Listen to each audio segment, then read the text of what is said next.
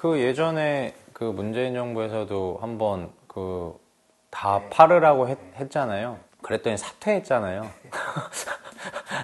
뭐 사실 내 개인과 내 가족이 제일 중요하니까 저는 그거를 뭐 욕하고 싶진 않아요. 다만 그게 문제가 되는 거는 그런 사람들이 이제 더 이상은 그러지 못하게 하도록 지금 정책들을 펴고 있으니까 왜 너는 해놓고 우리는 못하게 하냐, 뭐 이거죠.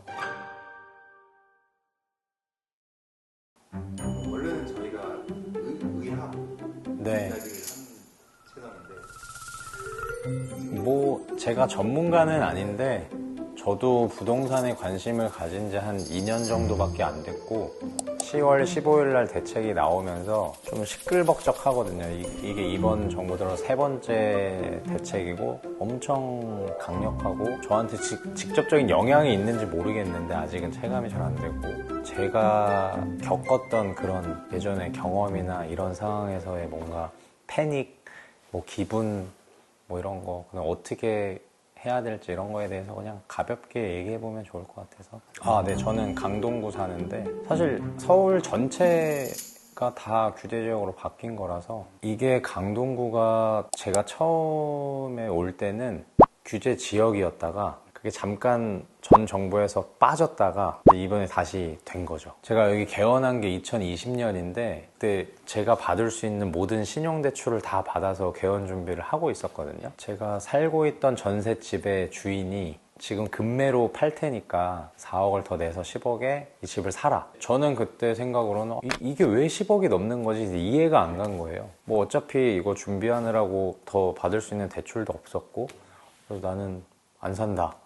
이랬는데 제가 개원하고 딱 1년 되는 동안 그 집이 18억이 됐거든요. 근데 이제 그게 살짝 현타가 온 게 그럼 내가 이 빚을 내서 개원을 해서 내가 1년 동안 8억에 가까운 이 돈을 벌었나? 당연히 못 벌었죠. 그때 진짜 확 느낀 게 지금은 제가 개원이라서 뭐 개인 사업자고 뭐 잘 될 때도 있고 안 될 때도 있고 사실 이거는 뭐 그런 영역이라서 연봉이 크게 의미가 없는데 저도 취직해서 다른 병원에서 연봉을 받을 때는 직장인들보다 조금 더 많이 받는 편에 속하기도 하고 근데 그 정도의 연봉도 이렇게 집값이 막 올라가는 그 시기에는 우리가 그때 벼락거지라는 말이 나왔었거든요. 저도 벼락거지였던 거죠. 이 제 노동 수익으로도 그 집값 올라가는 걸 도저히 따라잡을 수가 없는 걸 그때 제가 처음 느낀 거예요. 계속 이제 검색만 하고 뭐 기회만 보고 뭐 이러다가 우리가 23년도에 또 한번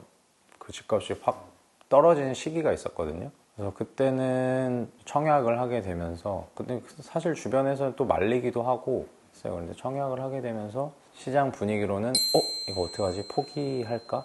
약간 그런 분위기였거든요. 저는 직장이 가깝기도 하고 그러니까 결국에는 그거를 진행을 해서 지금은 살고 있는데 그래서 토지거래 허가구역이라는 게 결국에는 흔히 우리 집값을 리딩하는 그런 동네에 그게 묶여 있었는데 결국엔 갭 투자하지 말라는 거거든요. 너는 딴 데에서 살면서 여기를 사지 말아라. 진짜 들어와서 실거주하면서 살 사람들만 그걸 사라.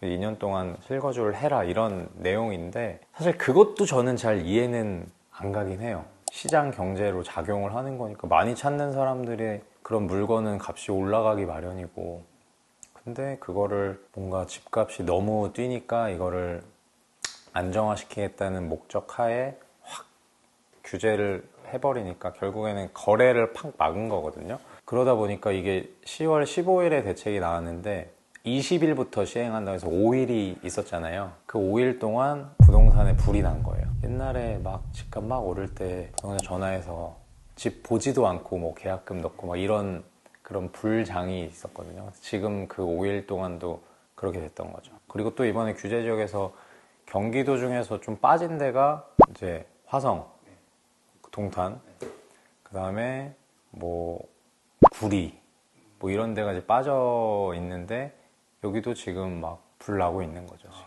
운동화 신발을 좋아해가지고 운동화 모으는 취미도 있는데 생산된 운동화 예를 들면 뭐 이번 운동화는 한정판으로 전 세계 10,000족밖에 생산을 안 했다.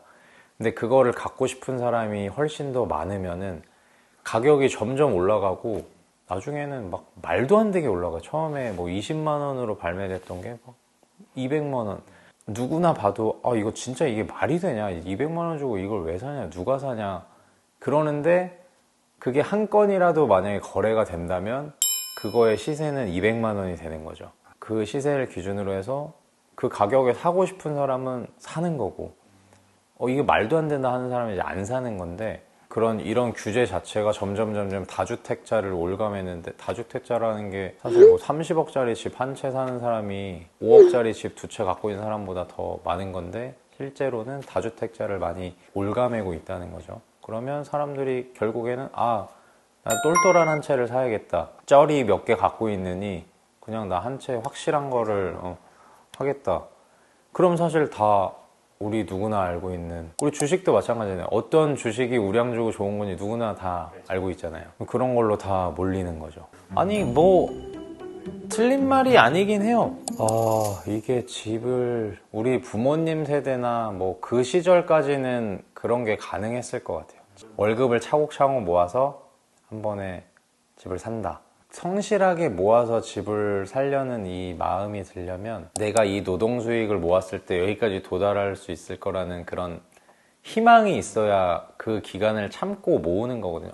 조금 더 아껴서 더 모아야지, 이런 것도 가능하고. 근데 내가 거기 도달하기 전에 이미 더 멀리 도망을 가버리면, 물론 언젠가 그게 다시 내려와서 만날 수도 있겠지만 그게 희망이 안 보이는 거죠. 깜깜해지는 거죠. 떨어지는 시기가 있기는 했죠. 여태까지도 있기는 했는데, 우리가 어디 한 발 앞을 내디딜 때 뭐 조금이라도 보이면은 한 발을 내딛는데 아무것도 안 보이면 내딛기가 너무 어렵잖아요. 근데 지금 세대의 이런 부동산 시장이나 이런 거는 앞이 안 보이는 것 같아요. 저는 사실 모았다가 난 한 번에 이런 동네에 이 정도 크기 되는 걸 살 거야, 이런 생각을 하면서 사는 사람이었고, 계속 무주택자로 살다가 40살이 됐을 때 집을 구매하게 된 건데, 그러면서 느낀 생각은 내가 원하는 목표에 한 번에 도달하려고 하면 안 되겠다. 그랬다가 오히려 그게 더 나의 노동 수익으로 감당할 수 있는 것보다 훨씬 더 멀리 도망가 버리면 포기 아닌 포기를 하게 되거든요. 못 쫓아가니까. 뭐 몇 단계를 거쳐도 상관없어요. 결단 아닌 결단을 내려서 그렇게 했으면 좋겠어요. 저는 못 그랬지만. 예전에 문재인 정부에서도 한번 다 팔으라고 했잖아요. 그랬더니 사퇴했잖아요. 뭐 사실 내 개인과 내 가족이 제일 중요하니까 저는 그거를 뭐 욕하고 싶진 않아요. 그런 뭔가 공직자로서 정부의 이런 방향과 이런 걸 보여줄 때 네가 모범을 보여야 된다. 집을 다 팔아라. 근데 나와 내 가족이 제일 중요한 가치라고 생각하면 뭐 그럴 수 없는 거죠. 안 그랬다고 해서 욕할 필요도 없는 것 같아요. 다만 그 정부에서 요구한 게 이 자리에 있는 사람들은 그걸 보여줘야 된다는 거였고, 뭐 안 맞으면 사퇴하는 거죠. 그건 뭐 막을 수 없다고 보는 건데, 다만 그게 문제가 되는 거는 그런 사람들이 이제 더 이상은 그러지 못하게 하도록 지금 정책들을 펴고 있으니까 왜 너는 해놓고 우리는 못하게 하냐, 뭐 이거죠. 뭐 사실 지금 막 공사비도 올라가고 분양가도 다 올라가서 청약홈 이런 데 들어가 보면 새로 분양하는데도 가격이 장난 아니거든요. 부동산은, 집은 그냥 내가 필요할 때 사야 되는 것 같아요. 이거를 어떻게 하면 제일 싼 가격에 살까, 어떻게 하면 싼 가격에 사서 비싸게 팔까, 이런 거보다는 어차피 부동산이라는 게 처음에 구입하기도 어렵고 너무 큰 돈이 들어가고 내 인생이 너무 큰 결정이라서 그 결정 내리는 것 자체가 너무 어렵거든요. 팔면은 또 세금도 많이 나오고 이러니까 빨리 팔 수도 없어요. 싸게 사서 주식처럼 빨리 팔아야지 막 이런 개념이 아니기 때문에 오르면 좋지만 내가 필요할 때 그냥 그때의 가격에 그냥 산다. 내가 좀 더 기다리면 더 쌀까? 뭐 더 전에 샀어야 됐을까? 이때 가격이 더 쌌는데, 계속 이런 생각을 하지 말고 내가 필요할 때 그냥 사세요. 그거를 대출 최대한 받을 수 있는 만큼 받아서 그 정도 가격에서 제일 필요한, 갈 수 있는 좋은 동네, 그 동네에서 제일 대장을 산다. 그게 맞는 것 같아요. 내 가족인데 막 4구 타임 뭐 이런 데 있어. 방 2개짜리. 그럼 거기 가면 못 사나? 못 살 수도 있어요. 너무 작으면 뭐 짐도 많고 그러면 못 살 수도 있는데, 그만큼 내가 다른 데 팔사를 살 수 있었던 것보다 더 좋은 동네란 소리잖아요. 같은 가격이라면. 그러면 분명히 나중에 이게 가격이 오르거나 했을 때 여기가 더 그 폭이 오를 거거든요. 뭐 예를 들어서 10억짜리 4구 아파트가 있고 10억짜리 다른 동네에 84 아파트가 있다. 그러면 그게 나중에 부동산이 오를 때 이 84가 더 많이 오를까 4구가 더 많이 오를까? 저는 비싼 동네에 있는 게 더 많이 오른다고 보거든요. 또 제가 살면서 또 느끼는 게 요새 애들이 점점 줄잖아요. 학교가 새로 만들기가 진짜 어렵고 막 새로 이사 와서 애기들은 많은데 진짜로 많은데 학교를 만들기가 너무 어렵거든요. 전체적으로는 애들이 줄고 있으니까 나라에서는 학교를 줄여야 되는 입장이에요. 교육청 입장에서는. 근데 이 동네는 많단 말이죠. 여기는 막 한 반에 10명밖에 안 돼서 좀 없어지기 직전인데 애들이 주는데 학교를 개수를 늘리는 게 맞아? 근데 그것만 생각하면 늘리는 게 맞지 않잖아요. 그러니까 그거가 너무 어렵기 때문에 학교 있는 게 되게 큰 장점이에요.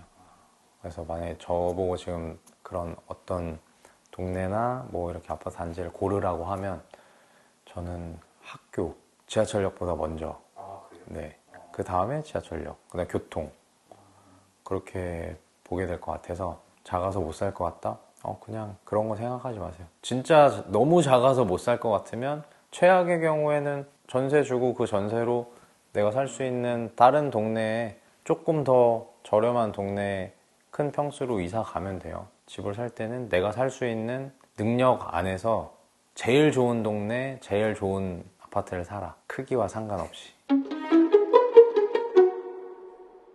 뭐 오늘은 관절이랑 전혀 상관없는 얘기를 하기는 했는데 지금 저보다 젊은 친구들이고 뭐 이제 막 하루하루 열심히 사는 그런 친구들한테 경험담 아닌 경험담 이런 거를 섞어서 좀 얘기를 해봤는데요. 뭐 지금 당장은 뭐 이런 시장 분위기가 있다고 하더라도 미래가 또 어떻게 될지 아무도 예측하지 못하고 하니까 또 하루하루 열심히 살고 저도 뭐 그렇게 할 거고 그렇게 하다 보면 언젠가 누구에게나 기회가 올 수 있는데 그때 그 기회를 용감하게 용단을 내려서 잡을 수 있는 그런 사람들이 되기를 바라겠습니다. 네, 지금까지 이승희 원장이었습니다.